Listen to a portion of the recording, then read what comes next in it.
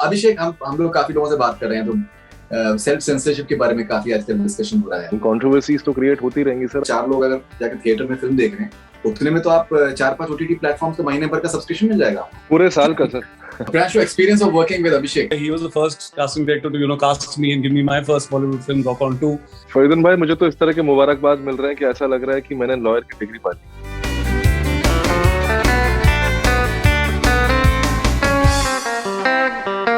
अभिषेक, जब एक्टर्स आपकी एक्टिंग की तारीफ करते हैं, तो वो आपकी एक्टिंग की तारीफ कर रहे होते हैं कि वो आपके अंदर के कास्टिंग डायरेक्टर की तारीफ कर रहे होते हैं?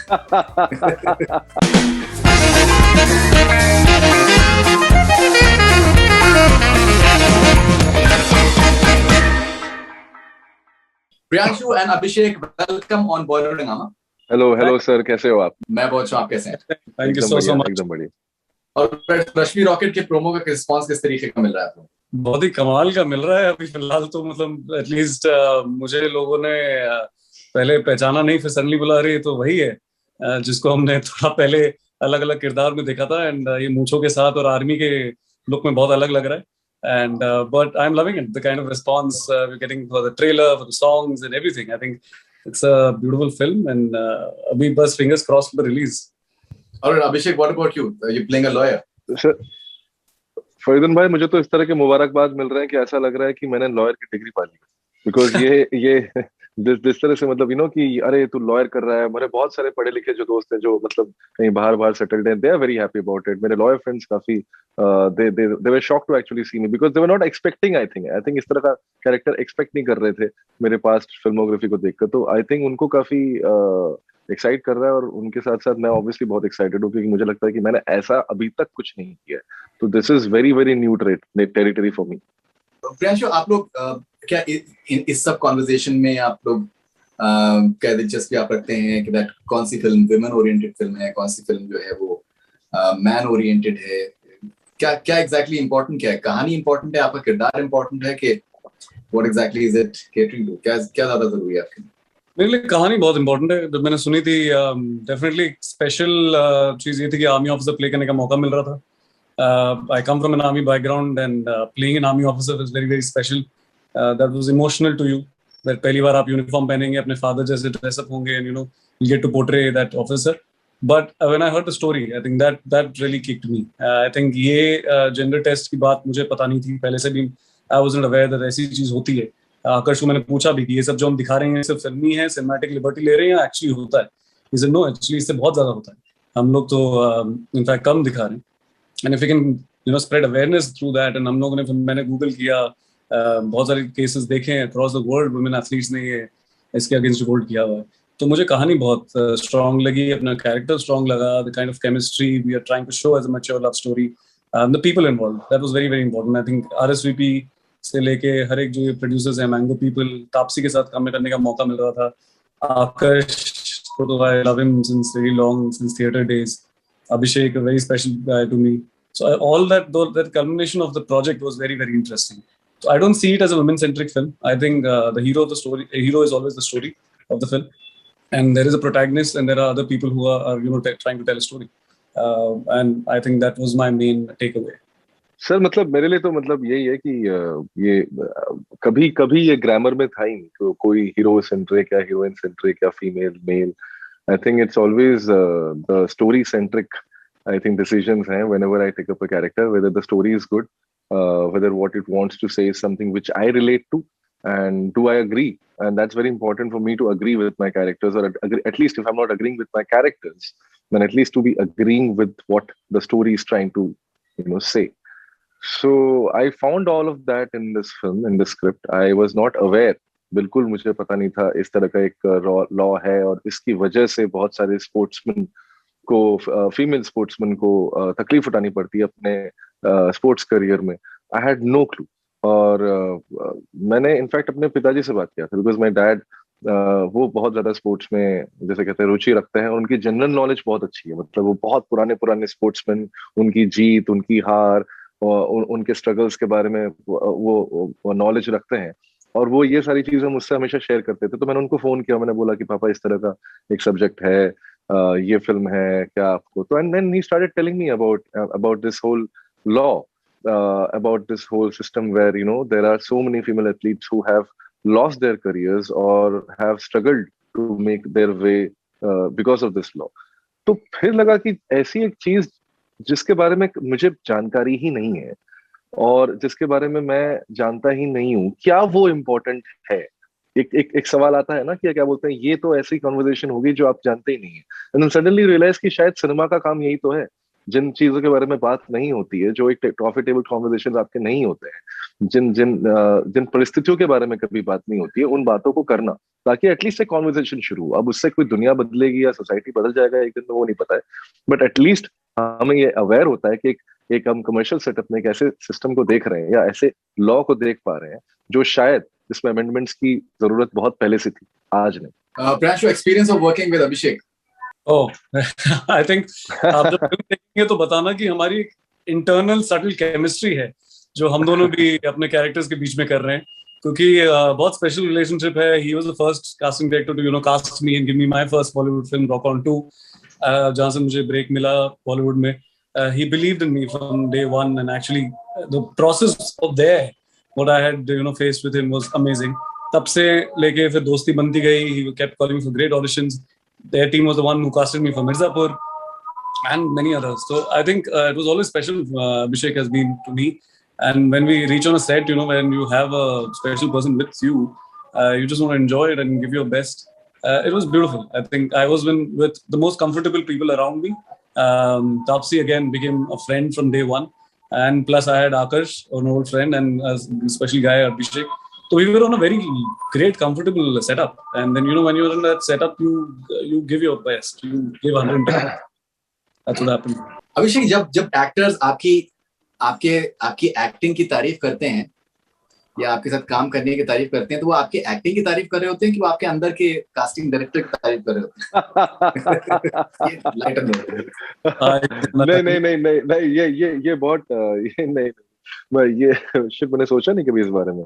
प्रियांशु, क्या तुझे सही में मेरे साथ मजा आया काम करके? But I have a lot of friend, मतलब बहुत सारे ऐसे दोस्त हैं जो कि एक्टर्स भी हैं और जिनको मैं शायद किसी कास्टिंग ऑडिशन में मिला था या कास्टिंग रूम में मिला था, लेकिन वो आगे चल के मेरे बहुत अच्छे दोस्त बन गए और प्रियांशु उनमें से एक है। लेकिन ये मुझे हमेशा पता चल जाता है कि ये मेरी सही में तारीफ हो रही है या झूठी तारीफ हो रही है, क्योंकि जो असली दोस्त होते हैं ना, वो ज्यादा तारीफ करते नहीं है, वो हमेशा आपकी कमियां ज्यादा निकालते हैं। तो वो भी एक, जैसे कहते हैं कि एक हैवी क्रिटिकल, जैसे कहते हैं कि कॉन्वर्सेशंस हमारे बीच में होती, हम लोग परफॉर्मेंसेस को लेकर ऐसे बात करते हैं कि शायद वहां पे कुछ एक ठीक हो सकती थी या यहाँ पे हम लोग थोड़ा अगली बार शायद इसको ठीक कर सकते हैं, तो एक हेल्दी कॉन्वर्सेशन होती है। लेकिन हाँ, ये शुरू में मुझे बहुत होता है, क्योंकि जब भी मैं आराम नगर अपने ऑफिस की तरफ चलता था और कोई भी एक्टर जो मुझे पहले जानता था as a casting director and suddenly वो मुझे एज एन एक्टर जानता है, तो मुझे बोलता है, सर उसमें बड़ा अच्छा लगा आपका काम देख के। तो मुझे हमेशा डाउट होता है कि ये सही में अच्छा लगा है या ये ऐसे ही बोल रहा है। और ऐसे मैसेजेस भी आते हैं कभी कभार, आप कास्टिंग के सिलसिले में मैसेज आया लेकिन वहां पे एक नीचे एक नोट लिख दिया है कि आपकी परफॉर्मेंस बड़ी अच्छी लगती है। तो वो एक हमेशा एक टाइम लगता है मुझे विश्वास करने में कि ये सच में मेरी तारीफ कर रहा है या जस्ट बिकॉज मैं कास्टिंग डायरेक्टर हूँ इसलिए मेरी तारीफ कर रहा है। लेकिन दोस्तों के बीच में ऐसा नहीं होता, वो तो इनफैक्ट टांग खींचने में ज्यादा बिजी रहते हैं। In fact, I have to say he was very open also. हम लोग, I do not expect, I mean, being that kind of acting, I've seen his performances. But scene करने के बाद इतने ओपन थे, as he's saying, कंफर्टेबल थे। मेरे पास आके पूछ रहे थे कि सही किया गया ना, आई थिंक वो नोट मैंने हिट किया ना, मुझे कैसा लगा। And same, and I was talking to Akash, but I was also talking to him, and me, Taapsee, and three of us, when we were chatting about the scene like as if we have worked with each other for so long, but though it was our first film together, very, very comfortable. We were actually taking feedbacks from each other. And you know what, I always believe that आपके co-actor को हमेशा पता होता है कि आप कितनी अच्छी एक्टिंग कर रहे हो, कितनी बुरी एक्टिंग कर रहे हो। Correct, I also believe. उनको हमेशा पता होता है। तो to talk, to maintain that conversation is also very important, because sometimes they can see something which you are not realizing that time while doing it on set, और शायद आप वो बात डायरेक्टर से नहीं कर पा रहे हो, लेकिन आप को-एक्टर के साथ एक दोस्ती वाले रिलेशनशिप में बात कर सकते हो। नहीं, खैर ये इंडस्ट्री तो खैर इतनी ज्यादा कट थ्रोट है, और अगर यहाँ पर अगर एक्टर अच्छा नहीं हो और एक किरदार को सूट नहीं करे, तो आई थिंक मेरे ख्याल से बहुत से प्रोड्यूसर्स, डायरेक्टर्स अपने बच्चों को भी शायद नहीं उसमें कास्ट करें। बिल्कुल एक पॉइंट ऑफ टाइम पे नहीं करते हैं, चाहे थोड़ा बहुत प्रमोट कर सकते हैं, but after point of time they don't. और इस वक्त अभिषेक, I think he's part of some really big films. So obviously there is talent, there is absolutely no doubt about that. Interestingly, आप लोग मिर्जापुर का भी आप लोग पार्ट हैं दो, Mirzapur 1, Mirzapur 2, and as Priyanshu said that आपने शायद कास्टिंग करी उनकी सेकंड सीजन में. लेकिन क्या लगता है ये मिर्जापुर सीजन 3 आएगा प्रियांशु? बिकॉज जिस तरीके की कंट्रोवर्सीज हुई हैं, बोला तो है, आई होप आ जाए, क्योंकि क्यूरियोसिटी तो बहुत है, क्यूरियोसिटी तो काफी है, क्यूरियोसिटी बहुत है आजकल तो. जहां पे भी जाते हैं तब अब मुझे पता चला, I was telling Divyendu Abhishek the other day कि मैंने कहा अब रियलाइज हुआ कि लोग बस मिलते हैं, हाय हेलो तो बोलते नहीं, मुझे तो सीधे बोलते हैं रॉबिन भैया ये भी ठीक है, मैं बोलता हूं सब ठीक है, and then they're like, first question always to you is when is season 3 coming? So we've been told that we want to start shoot next year, and I'm really looking forward to reading it कि आगे robin कैसे बनने वाला है, and you know where they're taking the track, because it's like one of the most craziest show we have in our country, where the characters are so big and everybody loves each character, that everyone's got a fan following. I think it's one of the most craziest show. We have to make more. अभिषेक, हम लोग काफी लोगों से बात कर रहे हैं, तो सेल्फ सेंसरशिप के बारे में काफी आजकल डिस्कशन हो रहा है. As an actor, as well as a casting director, क्या आप जब आपको डायलॉग्स दिए जाते हैं, किरदार दिए, तो आपका उसमें कभी कभी क्वेश्चन करते हैं कि यार ये मेरे खास थोड़ा सा हटा दो, पता नहीं इसकी क्या कंट्रोवर्सी. पातालोक में हमने देखा, पातालोक में season 2, I don't know if it is going to be made और not, but the season 1 there were some reservations of certain people. So do you think as an actor कि that ये सही नहीं है, इसको मसला? नहीं सर, नहीं, मैं तो आज तक कभी नहीं किया, ना आगे भी कभी ऐसा करूंगा. मुझे लगता है कि वो मसले को सोच के मैं कोई लाइन बोलूं या ना बोलूं, I think that's not my job. My job is to say whatever is written.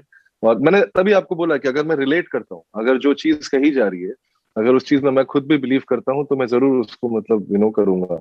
अगर लेकिन ऐसी कोई चीज है, ऐसी पॉलिटिक्स है जो पॉलिटिक्स से मैं रिलेट नहीं कर पाता हूँ, या ऐसी कोई आइडियोलॉजी है जो आइडियोलॉजी से मैं रिलेट नहीं कर पाता हूँ, तो जरूर मैं बोलूंगा कि मैं इस चीज को या उस किरदार को ही ना करूँ, शायद मैं वो शो ही ना करूँ, या मैं वो प्रोजेक्ट ही ना. लेकिन अगर मैंने हाँ बोला है, तो मैं कभी उस राइटिंग को सवाल नहीं करूंगा. और मुझे लगता है कि हमारा काम है भी नहीं. कंट्रोवर्सीज तो क्रिएट होती रहेंगी सर आर्ट में. मतलब I think that's been the history of art. I mean, it's always been controversial. Art has to be controversial, so it's okay. Okay, but what about you, Priyanshu? That if, जैसे अभिषेक ने कहा कि that if he does not agree with a certain ideology, so maybe he would rather not do it rather than doing something that he doesn't believe in. आप क्या सोचते हैं? Because you know जब मेरी आपसे पहले बार मुलाकात हुई थी, हम लोगों ने ऑफिस में आप आए थे भवेश जोशी के बाद में, तो एक्टर्स के लिए आसान नहीं होता है ना, अगर आपका कोई बैकिंग नहीं है फिल्म इंडस्ट्री में. बहुत बार सालों साल लग जाते हैं अपने को एस्टैब्लिश करने में, बिल्स होते हैं, सारी चीजों को देखना होता है. तो उसमें अगर आपको कोई रोल मिल रहा है, अच्छा पैसा मिल रहा है, maybe you may not agree with the politics of the film, but what the hell, let's do it, we are getting the money. No, but I still would go with Abhishek there, that I need to really believe in it somewhere. Like even with Bhavesh Joshi, I believed in the kind of topic we were trying to show, what we were trying to reveal over there. Even if I'm doing something wrong with the film, but the story is trying to prove something right, I think I'll be there. Even if I'm saying something wrong, but the ideology, the kind of question you're trying to raise, if that is right, I will be there. And I will trust my director and the writers to the max. Then I will let them take the blunt of that, whether if I'm going right or wrong. I think they are the best judge. We as an actors have to just represent that. We are not here to change. We are here to maybe raise questions. We are here to make people aware of things. And as you said, even if we can get some discussions on the table, that's still fine. That's good enough. With this film, if we can just raise questions in people's mind, whether such gender tests exist, whether what has been happening, do association really do such a thing with women athletes? We are good. We have made a successful film. I don't think if we can really change something about women athletes, that will be a bonus. That will be a great thing. After I think even if I was playing a bad guy, but the film was trying to prove something right, why not? I will play the guy.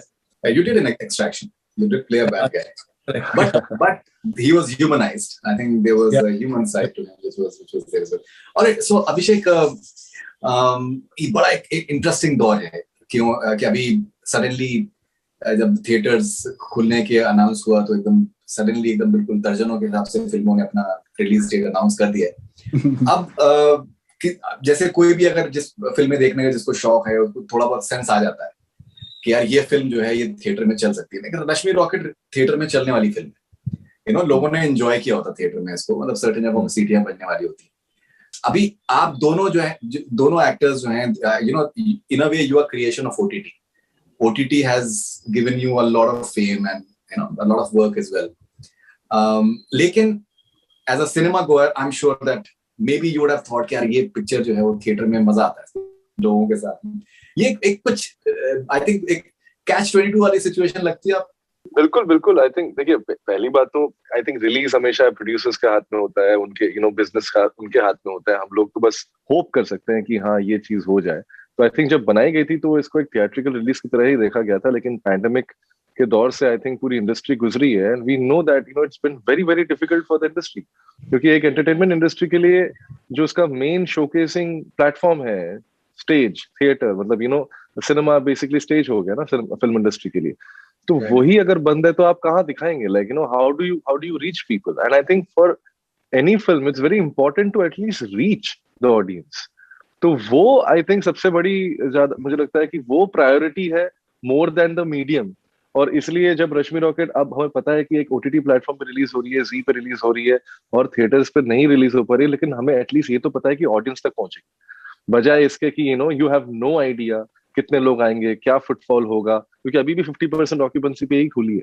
So you don't know how safe people are feeling, and there are like very big films जो तो 2-2, 2.5 साल से रुकी हुई हैं, वो films अभी finally आ रही हैं। सो आई फील दैट वो होता है ना कि हर किसी का अपना अपना एक स्पेस होता है। So probably some films need to be released in theaters as soon as possible, and some films can be placed anywhere, whether you put it in OTT or theater. It will of course, the experience, nothing can beat that. I don't think that's impossible to match the experience of watching a film in a big screen with live audience there, and with their reaction you also get to react. That experience is not going to be achieved, but still, like at least it's reaching the people. I think वो happiness के साथ मैं रहना चाहता हूँ। Absolutely. Priyanshu, मेरा आपसे एक सवाल था कि आजकल जैसे हमने जिक्र किया कि even Bhavesh Joshi I think did very well on Netflix and it came up.